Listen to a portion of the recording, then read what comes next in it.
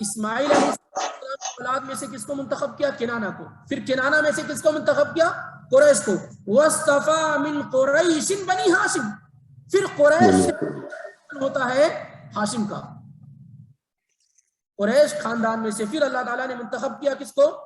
ہاشم کو. وَاصْطَفَانِي مِنْ بنی ہاشم. اور بنی ہاشم میں سے منتخب کیا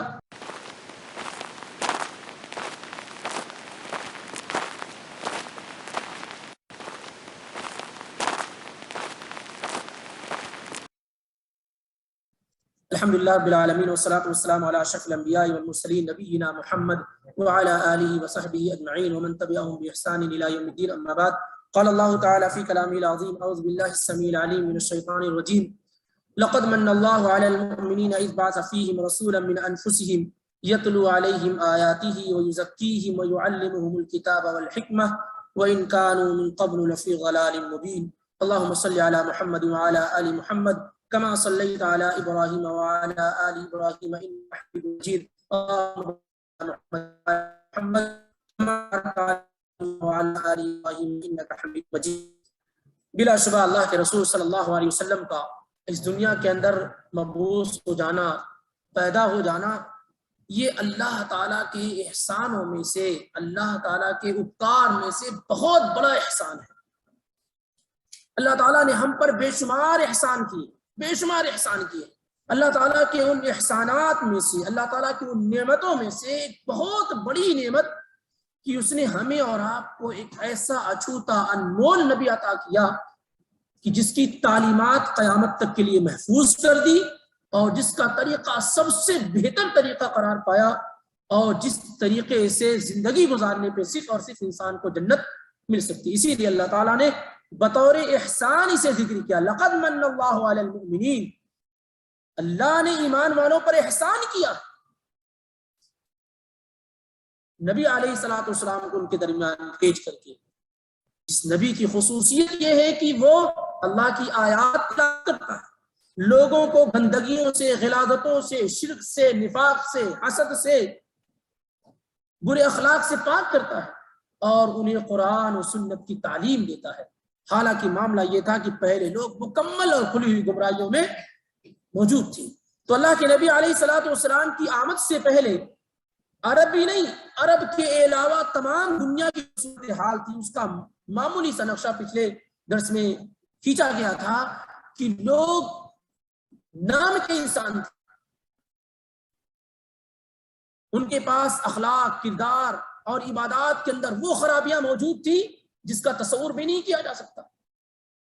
بچیوں کو زندہ درگور کیا جانا، یہ کسی انسان کی صفت ہو سکتی؟ عورتوں پر ظلم و ستم کیا جانا، خون پینا، شراب پینا، کعبہ جیسے اللہ کے گھر کے اندر 360 بتوں کو رکھنا، لات، حبل، عزا اور منات کی پوجا کرنا، نیکڈ اور ننگے ہو کر کے طواف کرنا اللہ کے گھر کا، یہ ساری کی ساری چیزیں موجود تھیں. اور اس سرزمین پر اللہ کے نبی علیہ الصلوۃ والسلام قدم رنجا فرماتے ہیں اور آپ کی ولادت باسعادت ہوتی ہے. اس کا جو پورا بیک گراؤنڈ تھا عرب کا، یا خاص طور سے مکے کا، وہ کسی بھی اعتبار سے قابل تعریف نہیں تھا. نہ ان کا سوشل اسٹیٹس اچھا تھا، نہ ان کا مورل اسٹیٹس اچھا تھا، نہ ان کا فائنینشیل اسٹیٹس اچھا تھا، نہ عقیدے اور عمل کے اعتبار سے وہ اچھے تھے. چند چیزیں، چند خوبیاں تھیں ان کے اندر جو پچھلے ہفتے میں ذکر کی گئی کہ وفائے عہد تھا، وہ وعدہ نبھاتے تھے، ان کے اندر جو ہے سخاوت تھی، فیاضی تھی، وہ عزم اور ارادے کے پختہ تھے، اور اسی طریقے سے وہ جب کوئی چیز ٹھان لیتے تھے تو اسے پورا کرتے تھے، زبان کے سچے تھے، قول کے ثابت تھے، بات تو اسے پورا کرتے. یہ چند خوبیاں تو موجود تھی، مگر صحیح بات یہ ہے کہ پورا عرب معاشرہ یہ برائیوں کے اندر بالکل کیا ہے، لطف تھا، اور قسم قسم کی برائیاں ان کے اندر کیا ہے، موجود تھی. ام المومنین عائشہ صدیقہ رضی اللہ تعالی عنہا نے جو نکاح کا نقشہ کھینچا تھا، 4 طرح کے نکاح ان کے پاس موجود تھے. ایک نکاح تو وہی جو ہمارے درمیان موجود ہے، اس کے علاوہ جو نکاح کرنے کے طریقے تھے کتنے گندے طریقے تھے. ایک عورت تھی، اس کے پاس بہت سارے مرد آتے تھے، اور اس کے بعد جب حمل ٹھہر جاتا، پریگننسی ہو جاتی، اور جب بچہ پیدا ہو جاتا تو عورت سارے لوگوں کو بلاتی جتنے لوگ اس کے پاس آئے ہوتے تھے، اور وہ کہہ دیتی ہے تمہارا ہے. اب آپ کے پاس انکار کرنے کی کوئی گنجائش نہ ہوتی تھی، یہ نکاح کرنے کا طریقہ۔ اس طرح کے گندے گندے طریقے رائج تھے جو اسلام میں آ کر کے کیا ہے ختم کیے۔ بہرحال، اور ایسے ہی آقا اور غلاموں کے اندر جو ڈفرینس تھا، ایک بہت رولر قسم کے لوگ تھے جو بہت بڑے تھے، اور دوسرے غلام قسم کے لوگ تھے، ایک حاکم تھے دوسرے محکوم تھے، ایک ظالم تھے دوسرے مظلوم تھے۔ یہی سارا سسٹم، یہی سارا طریقہ کیا ہے رائج تھا۔ اسی زمانے میں اللہ کے نبی صلی اللہ علیہ وسلم کی ولادت باسعادت ہوتی۔ یہ ذکر کیا گیا تھا کہ اللہ کے نبی علیہ الصلوۃ والسلام کا جو نسب ہے، جو آپ کا شجرہ ہے، جو آپ کا لینیج ہے، وہ جو ہے وہ اسماعیل علیہ الصلوۃ والسلام سے جا کر ملتا ہے، اور آپ اسماعیل علیہ الصلوۃ والسلام کی اولاد میں سے ہوتے ہیں۔ لیکن یہ بات بھی آپ کو معلوم ہونی چاہیے کہ آپ کا جو شجرہ ہے، جو آپ کا نسب ہے، وہ 3 اسٹیپ میں ہے۔ ایک وہ ہے جو آپ سے شروع ہو کر کے عدنان تک پہنچتا ہے، معاد بن عدنان تک پہنچتا ہے، اور دوسرا وہاں سے شروع ہو کر کے عدنان سے شروع ہو کر کے اسماعیل بن ابراہیم تک پہنچتا ہے، اور تیسرا ابراہیم سے شروع ہو کر کے آدم تک پہنچتا ہے۔ ان میں جو پہلا ہے نبی علیہ الصلوۃ والسلام سے لے کر کے عدنان تک، یہ تقریباً تمام بایوگرافرز، تمام سیرت نگاروں نے ذکر کیا، اور اس پر اتفاق ہے کہ یہ درست اور صحیح ہے، اور اس وجہ سے بھی کہ بہت شہرت رکھتا ہے یہ نسب عرب کے اندر، یعنی تمام لوگوں کو یہ نسب کیا ہے تقریباً معلوم۔ لیکن عدنان سے لے کر کے ابراہیم علیہ الصلوۃ والسلام تک، اس میں جو سیرت نگاروں کی جو اوپینینز ہیں وہ الگ الگ ہیں، اور ابراہیم سے لے کر کے آدم علیہ الصلوۃ والسلام تک جو نسب ہے آپ کا، اس میں تو غلطیوں کے امکانات بہت ہی زیادہ ہیں، اس میں غلطیوں کے امکانات بہت ہی زیادہ ہیں۔ نبی علیہ الصلوۃ والسلام تمام اعتبار سے ایز اے ہول اگر دیکھا جائے تو آپ دنیا کے سب سے زیادہ سلیکٹڈ پرسن ہیں، آپ سب سے زیادہ چنیدہ شخص ہیں۔ اللہ تعالیٰ نے نبوت اور رسالت کے لیے جس نبی کو جہاں چاہتا ہے چن لیتا ہے۔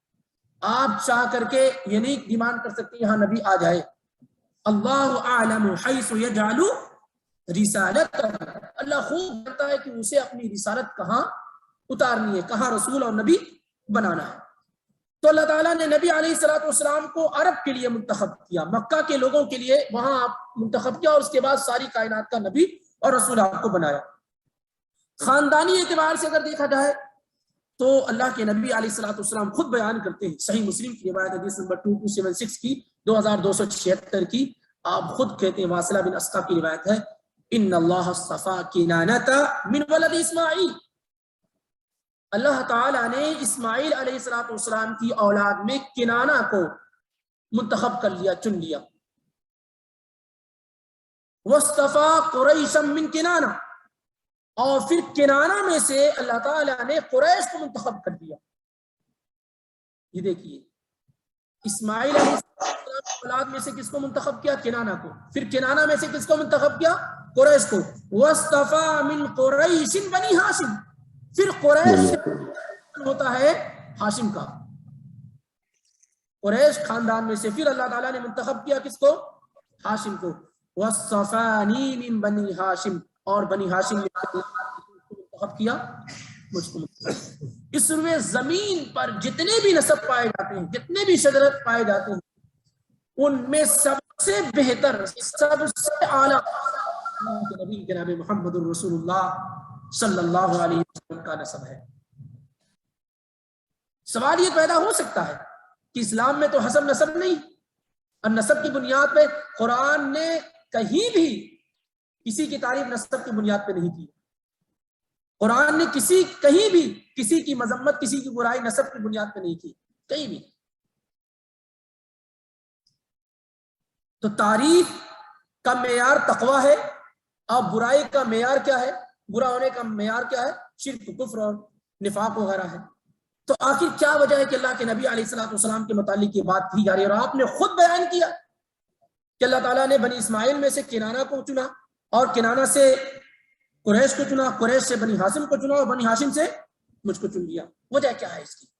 کیوں آپ صلی اللہ علیہ وسلم کو اس طریقے سے چنا گیا؟ دیکھیں، آپ صلی اللہ علیہ وسلم مکہ کے اندر پیدا ہوئے، اور مکہ میں برادری کا معاملہ، جو قبیلے کا معاملہ تھا، وہ بہت زیادہ تھا۔ فلاں قبیلہ فلاں سے اعلیٰ ہے، فلاں قبیلہ فلاں سے اعلیٰ ہے، آج تک یہ موجود ہے عرب کے اندر، تو اس زمانے میں تو بہت زیادہ تھا۔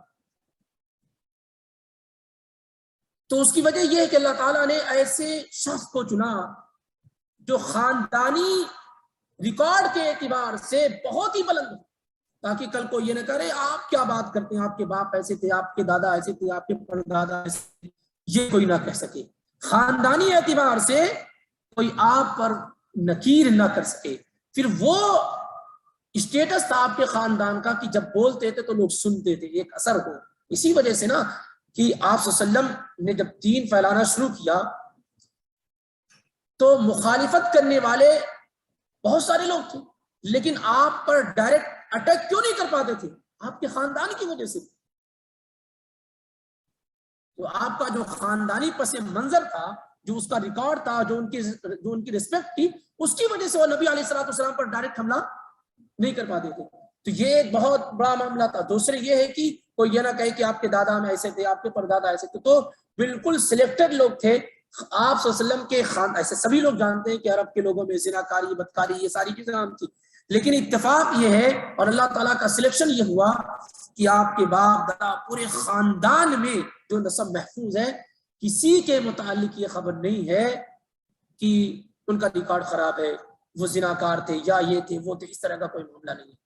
آپ دیکھیں نبی صلی اللہ علیہ وسلم کے والد عرب کے اندر بالکل ریسپیکٹڈ انسان تھے، آپ کے دادا عبد المطلب ریسپیکٹڈ انسان، ان کے والد جو ہے ہاشم وہ ریسپیکٹڈ انسان، پھر ان کے والد عبد مناف، یہ سب چلے جائیں گے، سارے کے سارے ایسے ہی آپ کو ملیں گے۔ تو یہ اللہ تعالیٰ کی مصلحت ہوئی کہ نبی علیہ الصلوۃ والسلام کا انتخاب اس انداز میں کیا جائے کہ کسی کو کچھ کہنے کا موقع ہرگز نہ مل سکے۔ اب آئیے دیکھیں جو آپ کا نسب ہے جو محفوظ ہے عدنان تو وہ اس طریقے سے ہے: محمد ابن عبداللہ ابن عبد المطلب۔ عبد المطلب یہ ریئل نیم نہیں، ریئل نیم کیا ہے؟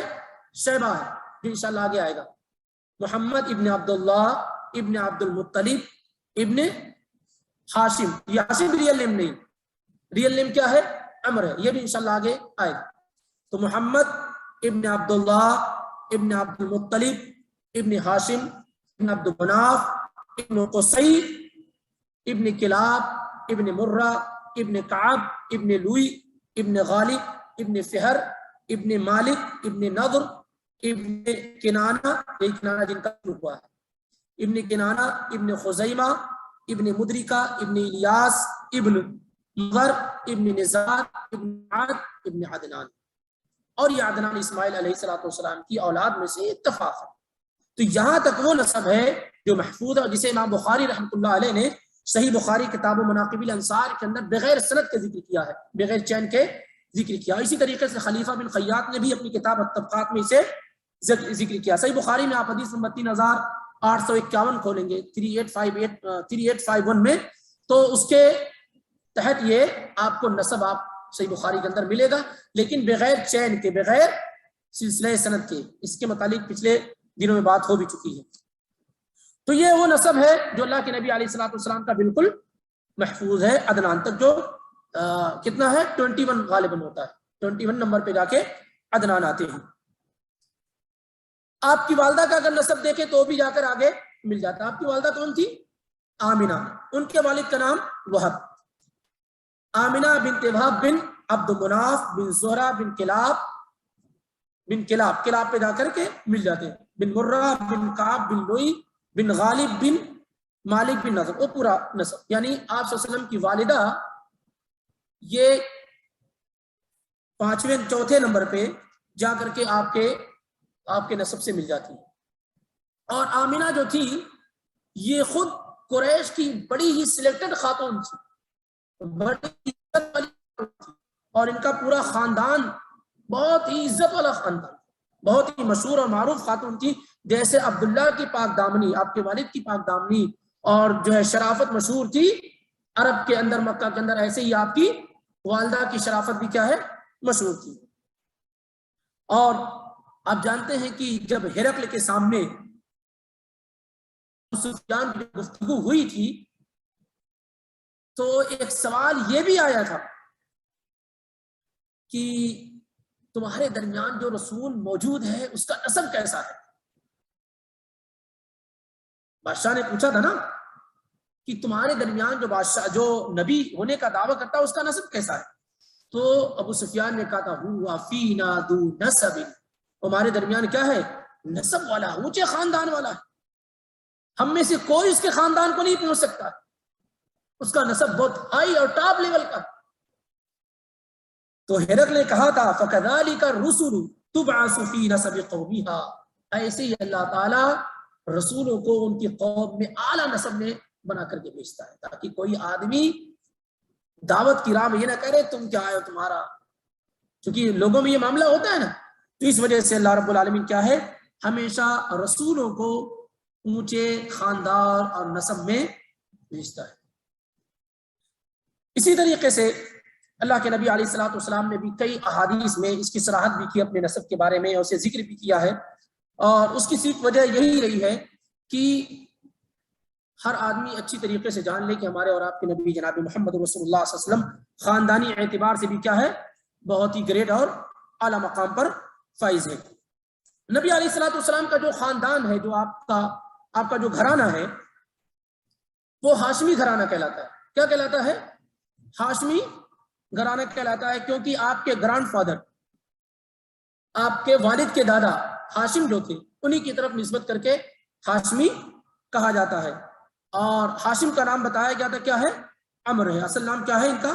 عمر ہے۔ اب ان کے متعلق تھوڑا جاننا ضروری ہے، کیونکہ یہ بہت اہم انسان ہے ہاشم، اور اس سے پہلے قصی بن کلاب جو آپ وسلم کے خاندان میں تھے، یہ بہت اہم انسان تھے، لیکن ہاشم سے معاملہ بہت زیادہ ہی اہم ہو جاتا ہے، کیونکہ انہی کا کام تھا حاجیوں کو کھانا کھلانا، پانی پلانا، ان کی خدمت کرنا، یہ کام نبی علیہ الصلوۃ والسلام کے گرانڈ فادر ہاشم کا تھا۔ اور ہاشم کا مطلب یہ ہوتا ہے کہ روٹیوں کو توڑ کر کے شوربے میں ملا کر کے کھلانے والا۔ ان کا نام ہاشم پڑا ہی اسی لیے کہ بہت سخی تھے، بڑے فیاض تھے، بڑے پیسے والے تھے۔ یہ کیا کرتے تھے؟ حاجی جو آتے تھے پوری دنیا سے، ان کو کیا کرتے تھے؟ پانی پلاتے تھے، کھانا کھلاتے تھے، روٹیوں کو توڑتے شوربے ملا کر کے کیا ہے؟ کھلاتے تھے، اسی لیے ان کا نام ہاشم پڑے گا، وگرنہ اصل نام کیا تھا؟ ریئل نیم ان کا کیا ہے؟ عمر ہے، ریئل نیم عمر ہے۔ اور بڑے ہی ریسپیکٹڈ انسان تھے ہاشم جو تھے۔ یہ معاملہ ان کا یہ ہوا کہ ہاشم جو ہے 497 عیسوی میں، 497 ہجری عیسوی میں وہ مدینہ گئے، اور مدینے سے ہوتے ہوئے شام کی طرف روانہ ہو گئے۔ کون؟ ہاشم، جو نبی علیہ الصلوۃ والسلام کے پردادا ہوتے، پردادا بولتے نا آپ لوگ، گرانڈ فادر، دادا کے والد۔ وہاں گئے تو بنو نجار کی ایک خاتون سے ہاشم نے مدینے کے اندر نکاح کر لیا، جن کا نام سلمہ تھا۔ نبی صلی اللہ علیہ وسلم کے پردادا نے مدینے کی ایک خاتون جن کا نام سلمہ تھا، ان سے نکاح کر لیا، اور کچھ دن وہاں رہے، اور پھر ان کی بیوی سلمہ حمل سے ہو گئی، پریگننٹ ہو گئی، اور وہ وہاں سے کاروبار کی غرض سے شام کو روانہ ہو گئے۔ شام جیسے کہ پہلے بھی بتایا جا چکا کہ شام جب اس زمانے میں کہا جاتا تھا تو آپ کا کون کون سا ملک شامل ہے؟ موجودہ سیریا، جارڈن، فلسطین، اور کیا ہے؟ لیبیا، نہیں لیبیا نہیں جی، نہیں ہاں، لبنان، یہ پورا اس وقت شام کہلاتا تھا، اس وقت پورا شام کہلاتا تھا۔ تو ہاشم جو ہے فلسطین کا ایک شہر غزہ مشہور ہے، وہیں پر ان کی وفات ہوگی۔ اب چونکہ وہ فون اور ٹیلی فون کا زمانہ تو تھا نہیں، مکہ سے نکلے، مدینے میں نکاح کیا، وہاں کچھ دن رہے، وہاں سے پھر فلسطین چلے گئے، وہاں ان کی وفات ہو گئی۔ سلمہ کے ہاں ایک بچہ پیدا ہوا، یعنی ہاشم کے ہاں بیٹا پیدا ہوا، تو بالوں میں سفیدی تھی، تو ان کی والدہ نے سلمہ نے نام شیبہ رکھ دیا۔ شیبہ کے معنی ہوتے بوڑھے کے، شیبہ نام رکھ دیا۔ وہی مدینے کے اندر پل رہے ہیں۔ جب 12 سال کے ہو گئے تو ہاشم کے لڑکے تھے مطلب، ہاشم کے لڑکے تھے نہیں، ہاشم کے لڑکے نہیں، ہاشم کے بھائی تھے، ہاشم کے بھائی تھے مطلب، جن کا نام تھا ہاشم کے بھائی، ان کا نام مطلب تھا۔ ہاشم ہی کا کام تھا کہ وہ خانے کعبہ کی دیکھ ریکھ کرنا، اور جو حاجی لوگ آ رہے ہیں ان کو کھلانا پلانا۔ جب وہ غزہ میں ان کی وفات ہو گئی تو یہ کام مطلب کے ذمے آ گیا، مطلب جو ان کے بھائی تھے ان کے ذمے آ گیا۔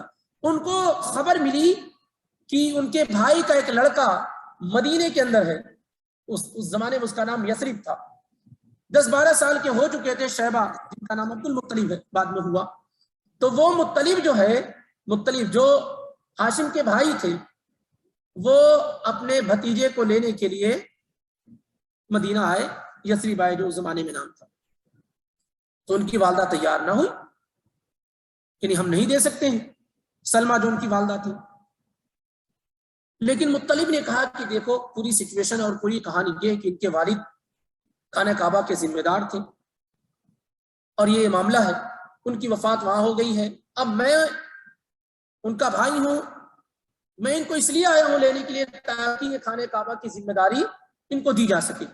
چنانچہ یہ سب کہا تو ان کی والدہ کیا ہے، تیار ہو گئی، اور مطلب اپنے بھتیجے عبد المطلب کو، جن کا ریئل نیم کیا ہے، شیبہ، لے کر کے مکہ آئے۔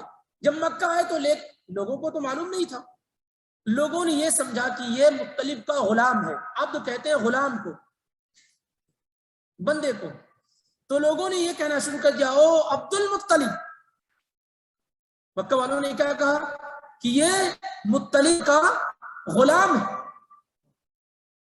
اور وہیں سے ان کی شہرت عبد المطلب کے نام سے ہوگی، جن کا ریئل نیم کیا ہے، شیبہ ہے۔ مطلب کی وفات کے بعد پوری ذمہ داری عبد المطلب کی کے پاس آ گئی، جن کا نام شیبہ ہے، جو اللہ کے نبی علیہ الصلوۃ والسلام کے دادا تھے، اور یہ پرانے تمام لوگوں کا ریکارڈ انہوں نے توڑ دیا،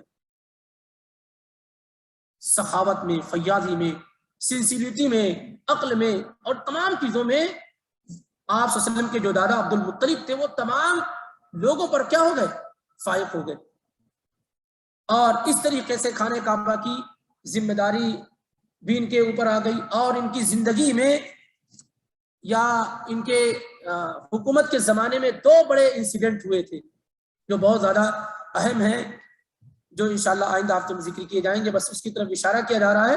2 بڑے انسیڈنٹ کیا تھے؟ ہاتھی کا واقعہ ابرہہ والا، اور دوسرا زمزم کی کھدائی کا، زمزم کی کھدائی کا۔ انشاءاللہ رب العالمین اسے آئندہ دنوں میں سنیں گے کیونکہ وقت ہو چکا ہے۔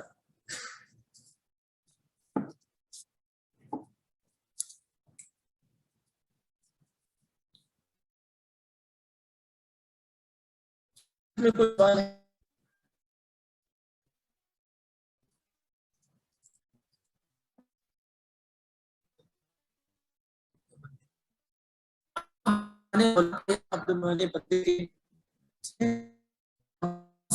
جب عبد کہا جاتا تھا تو عبد کے معنی غلام کے ہوتے، اور قرآن میں بھی جب عبد آپ پڑھیں گے، اور جو بندہ ہوتا ہے وہی غلام ہوتا ہے،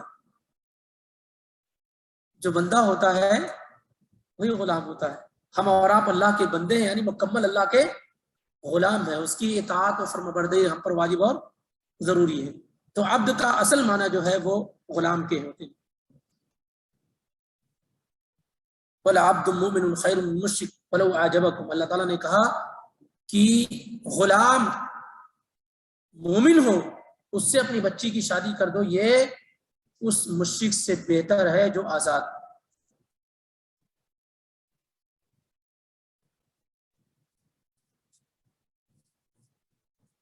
تو اس وجہ سے عبد المطلب نام مشہور ہوا، اور یہی نام جانا بھی گیا۔